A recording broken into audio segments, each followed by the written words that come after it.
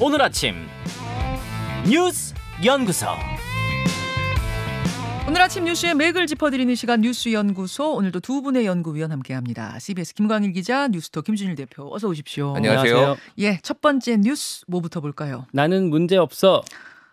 새 정부의 총리 또 장관 후보자들 인사청문회 이어지고 있는데 나는 문제 없어. 이건 누구 얘기입니까? 정호영 후보자 얘기입니다. 어제 인사청문회 있었죠. 예, 그 민주당이 엄청 거세게 몰아붙였거든요. 네. 대한민국에서 제일 핫한 후보자신데 언제 사퇴하실 거냐 이런 식으로 비아냥대기까지 했어요. 예. 그러니까 그만큼 자녀의 그 의대 편입학에 아빠 찬스가 있었다 이런 내용 등등 해갖고 의혹이 집중돼 있잖아요. 네. 근데 정호영 후보자는 특혜는 없었다, 도덕적 윤리적으로 문제될 거 없었다라면서 끝까지 버텼습니다. 반면에 이제 김인철 교육부 장관 겸 사회부 총리 이제 어제 우리가 속보로 전해드렸듯이 자진 사퇴했습니다. 네. 가족 전체가 풀브라이트 장학금 받았다는 것부터 해서 여기도 의혹 투성이었잖아요. 그렇죠. 해서 당내에서도 하태경 의원이나 김용태 최고위원, 그러니까 참고로 이분들 같은 경우 최근에 당에 문제 있으면 제일 먼저 쓴소리하는 사람들인데 예. 공개적으로 이렇게 좀 지적을 할 정도였습니다.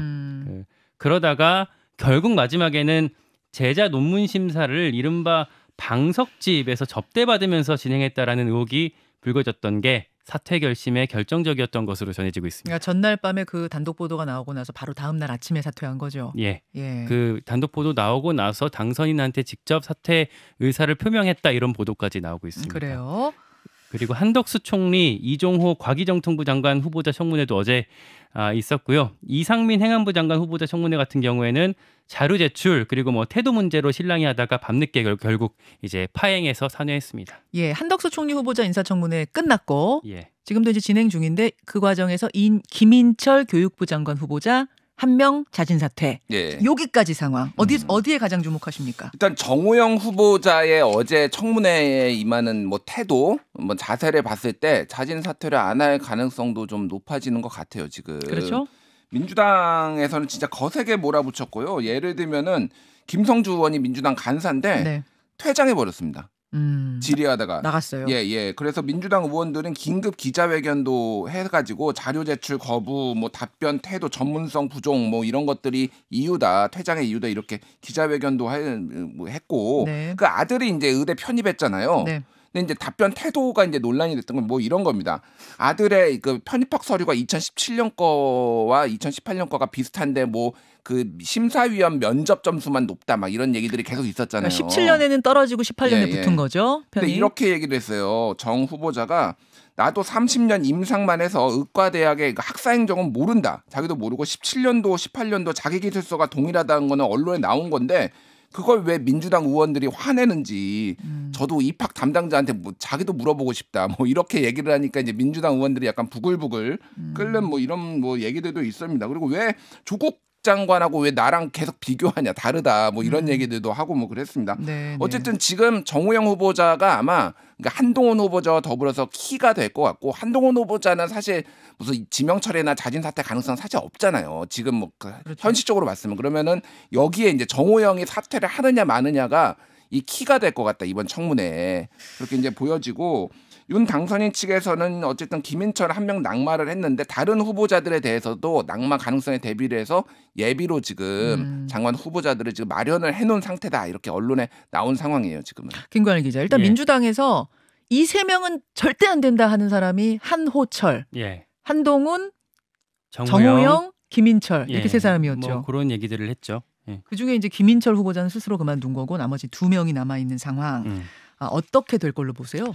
그러니까 예전 같으면 여의도 언어로 이제 전문 용어로 속된 말로 빠터친다 이런 말이 있거든요. 그러니까 물물 교환한다, 거래한다 이런 뜻인데, 그러니까 예를 들면 한덕수 후보자 같은 경우는 인준안을 받아야 되기 때문에 민주당이 한덕수 총리 후보자를 받아주고 대신에 그걸 지렛대로 해갖고 정호영 후보자나 이상민 후보자를 이렇게 물러나게 한다든지 이런 식으로 옛날에는 이렇게 교섭하는 그런 방식들을 많이 해왔어요. 왜냐하면 지금 민주당이 줄 수 있는 카드는 사실은 총리 인준 카드밖에 없잖아요. 그거 하나 갖고 있는 거니까. 그러니까 그걸 그렇게 거래하는 게 좀 어색하게 보일 수도 있지만 나름대로 이제 꼬인 정국을 풀기 위한 지혜라고도 할 수 있거든요. 근데 이제 최근 상황, 여야 상황을 보면 그게 될지 미지수라고들 합니다. 왜냐하면 여야 관계가 지금 기존의 공식이 다 깨져버렸고 그렇죠. 원내 지도부가 합의한 것 자체가 지금 이제 빠끄러지는 그런 상황들까지 발생하는 상황이어서 네.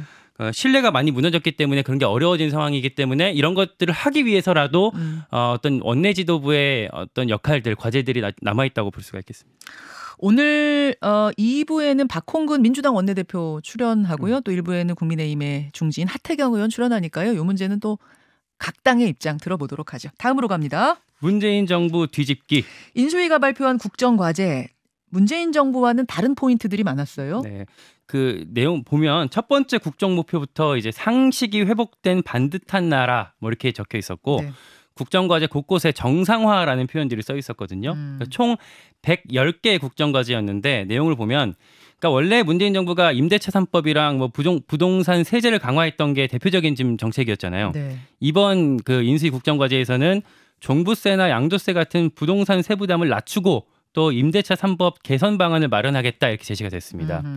탈원전 관련해서는 신한울 원전 3호기 4호기 건설을 재개하고 수명 끝나는 원전들 계속 가동하겠다 뭐 이런 내용들이 담겼고요. 그렇죠. 검수완박, 그러니까 문재인 정부 검수완박에 대응해서는 검찰 수사 범위를 확대하고 다시 그리고 검찰의 독자적인 예산 편성권을 부여하겠다 이런 그 시기로 국정과제를 밝혔습니다. 네, 김준일 대표는 그 과제 발표들 중에 어느 부분에 특히 주목하셨습니까? 일단은 여태 이제 국정과제를 선정을 하면은 공약과 국정과제가 달라지는 경우가 꽤 있기는 했거든요. 그렇죠. 과거 정부에도. 근데 이번 윤석열 정부에는 유독 많아요. 역대급으로 많습니다. 그러니까 이게 뭐냐면은 사실 윤석열 후보 시절에 이 공약이나 이런 것들이 다듬어지지 않고 즉흥적으로 나온 공약들이 굉장히 많았는데 이게 국정과제로 진짜 뭐 추진하려다 보니까 안 맞는 거예요. 안 맞거나 현실성이 없거나 그런 것들이 많은데 아까 전에 앵커가 이제 오프닝에서 언급했던 한 줄 공약 같은 경우에는 네. 상당수가 파기됐습니다. 여가부 폐지 이거 2030 남성들 뭐 지지표 얻겠다라고 했는데 결국 이거 빠졌거든요. 예. 국정과에서 빠지고 여가부의 역할을 명시를 했어요. 그래서 청소년과 한부모 다가족 한부모 다문화 가족 뭐 이런 거 보호라든지 이런 것들이 이제 들어가 버렸습니다. 그리고 월급 병사 봉급 월급 200만 원 같은 경우에도 2025년부터 봉급과 자산 형성 프로그램을 더해 병장 기준 월 200만 원을 실현한다라고 하니까 사실상 이거는 다른 후보들도 이를테면은 이재명 후보, 뭐 네. 심상정 후보도 이거 2025년 얘기했거든요. 사실상 다른 게 없는 거예요. 그러니까. 그리고 봉급만 200만 원이 아니라 봉급 플러스 자산 형성 프로그램 합쳐서 200만 원이면 자산 형성 프로그램이란 게 뭐예요? 그러니까 이거는 월급으로 주는 게 아니라 그러니까 제대할 때 목돈으로 주겠다라는 거였거든요. 매달 주는 게 아니라 그렇게 지금 전체적으로 프로그램을 짜겠다라는 거고요. 근데 한 줄 공약 나왔을 때는 다들 그냥 봉급 200만 원으로 이해했던 거 아니에요? 윤석열 후보도 그렇게 얘기를 했죠. 그러니까 이것도 그러니까 현실적으로 예산이 없다라는 거예요. 네. 주식 양도세 폐지 같은 경우에도 뭐 이제 한 발 물러섰고 뭐 사드 추가 배치 이런 것들 뭐 코로나 손해 실질적 보상은 이미 인수위에서 이미 깼죠. 그거는 사실상 차등 지급으로. 그러니까 이런 것들이 준비가 확실히 공약이 좀 안 됐다라는 거고 눈에 띄는 거는 또 하나는 검수완박이라는 이 법안에 대비를 해가지고 네. 이를테면은 전체적으로 보면 검찰에 조금 더 힘을 실어주는 네. 뭐 이런 내용들이 많이 들어갔어요. 예를 들면은 공수처법에서 보면은 24조가 이를테면 동시에 수사가 벌어졌을 때는 공수처가 우위를 갖는다 이렇게 해서 가져올 수 있다라는 예. 건데 요거는 이제 중복 수사를 피하기 위해서 만들어 놓은 거였거든요. 근데 요거를 이제 폐지하겠다. 그러니까 다 같이 그럼 수사를 할 수 있게 됐다. 검찰, 경찰, 공수처. 근데 충돌했을 경우에 그럼 어떻게 조정할 것이냐는 사실 좀 약간 대안이었거든요. 뭐 요런 것들이라든지 뭐 검찰 법무장관의 수사지휘권 폐지라든지 이런 거에서 검찰에 좀 더 힘을 실어주는 이런 공약들이 많이 들어갔습니다. 그래요. 어제 인수위가 발표한 내용들 좀 포인트 짚어봤고요. 김광일 기자는 어떻게 보셨어요? 그러니까 지금 인수위 활동이 사실상 이제 거의 뭐 종료 수순이라고 보면 될 것 같은데 예. 그 볼만한 포인트가 인수위가 보통은 사실 제일 이제 스포트라이트를 많이 받아야 될 시점이거든요. 그렇죠. 뭐 정책적으로 계속 논쟁을 일으키면서 가야 되는 부분인데 이번 인수위 같은 경우는 그만큼 어떤 주목을 받지 못했다라는 게 대체적인 평가 같아요. 일단 초반에 당선인이랑 그 인수위원장이랑 인사 문제 관련해 갖고 좀 파열음이 있었고 그 이렇게 지금 이제 후반 시점에는 여소야대 정국이 되면서 민주당이 검수완박 끌고 가면서 거의 인수위 활동이 묻혔다. 그리고 인수위가 무슨 정책을 내놔도 국회를 통과해서 입법화되기 어려운 상황이란 걸 알다 보니까 힘이 팍 안 실리는 느낌도 있어요. 그러다 보니까 인수위 입장에서도 그렇게 뭔가 좀 자신 있게 내걸기 어려운 상황이 돼버렸고 그런 것들이 있죠. 있죠. 그래요. 자, 하나 더 봅니다. 거부권은 없었다. 예, 검수완박, 이른바 검수완박 법안이 결국 어제 국회를 통과했고 공포됐습니다. 그러니까 개인적으로는 검수완박보다는 이제 결과적으로 검수덜박이 된 것 같은데 검찰 수사권이 완전 박탈됐다기보다는 일부 좀 살아 있으니까. 근데 그 검찰청법에 이어서 어제 형사소송법 개정안도 국회 문턱을 넘었습니다. 예. 근데 이번에는 표결할 때 보니까 정의당이 기권을 했어요. 그러면서 그렇죠. 민주당이 좀 단독으로 처리한 셈이 돼버렸습니다. 정의당은 전원 기권, 민주당은 전원 찬성 예. 이렇게 된 거죠. 예. 그리고 나서 이제 마지막 관문이 이제 국무회의였거든요. 네. 이제 문재인 대통령이 거부권을 행사할까 이게 지금 주목이 됐었는데 예상대로 그러지 않고 법안에 마침표를 찍었습니다. 국무회의가 원래는 오전 10시에 있는 건데 이걸 이 법안의 송부 시점을 고려해갖고 오후 2시로 미뤄서 열었고요. 네. 회의에서 이제 국무회의 참석하는 서울시장 오세훈 서울시장이 반대 토론에 나섰는데 그 다음에 행안부 장관 전해철 장관 그리고 박범계 법무장관 등 이제 민주당 사람들이 나와갖고 이제 그걸 또 반박을 해버렸고 최종적으로 문재인 대통령이 우리 정부는 촛불 정부라는 시대적 소명에 따라 권력기관 개혁을 흔들림 없이 추진했다. 권력기관의 제도 개혁에 큰 진전을 이뤘다라면서 법안을 공포했습니다. 국무회의 석상에서 토론이 있긴 있었어요. 예. 오세훈 시장이 자처해서 얘기를 꺼냈었다고 합니다. 그래요. 이렇게 해서 발의부터 공포까지 18일 만에 속전속결 완료됐습니다. 아주 빠르게 됐고 그 사이에 이제 뭐 무소속 양양재 의원 사보임이나 민영배 의원의 탈당 사건 같은 경우는 이제 앞으로도 두고두고 회자될 만한 사건이 될 것 같습니다. 그렇죠. 김준일 대표. 예. 근데 이렇게 돼서 이게 뭐 4월 안에 이번 대통령 임기 중에 이게 되겠어? 72년간의 형사 사법 체계를 바꾸는 건데 되겠어 했었는데 정말 18일 만에 됐네요. 그래서 지금 이제 후속 조치가 이제 국민의힘과 검찰이 이제 헌법재판소에 권한쟁의 심판을 지금 청구를 한 상황이에요. 권한쟁의 심판이라는 거는 얘는 국가기관과 아니면 국가기관하고 지방단체 간의 어떤 권한이 어디까지 있는가를 지금 이제 결정을 좀 요청을 해가지고 이제 판결을 받는 거거든요.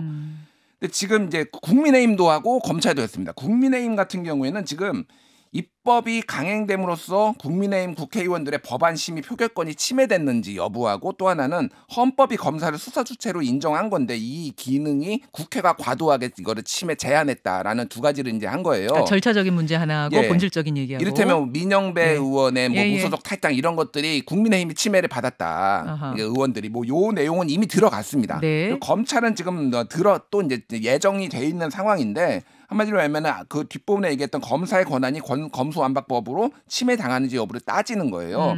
그래서 이게 이제 권한쟁의 심판 같은 경우에는 헌재 9명 재판관 9명이 심리를 해가지고 5명 이상의 찬성이 있으면은 인용 기간 각하 뭐 이런 게 있는데 이 절차에 대해서는 예전에 이를테면은 1997년에 노동법 날치기가 있었는데 이 절차가 문제가 있다라는 건데 그렇다고 법률이 위헌이거나 법률이 무효라는 판결을 내리지 않았어요 당시에. 그러니까 절차에서 분명 날치기 있었다. 절차는 문제 있지만 그렇게 해서 나온 표결의 결과까지 틀렸다고 할 수는 없다. 이렇게 결론 난 적 있죠. 그때는 그렇게 됐는데 이번 거 같은 경우에는 검찰도 지금 이 권한쟁의 심판했잖아요. 그러니까 여기는 내용까지 지금 들여다 볼 거예요. 어떻게 날지. 그러면은 5명이 아니라 위헌이라면 6명이 찬성해야 된다라는 법리적 좀 논쟁도 있습니다 지금. 그렇게까지 지금 가고 있는 상황. 자, 전해드리면서 두 분간 인사하죠. 고맙습니다. 고맙습니다.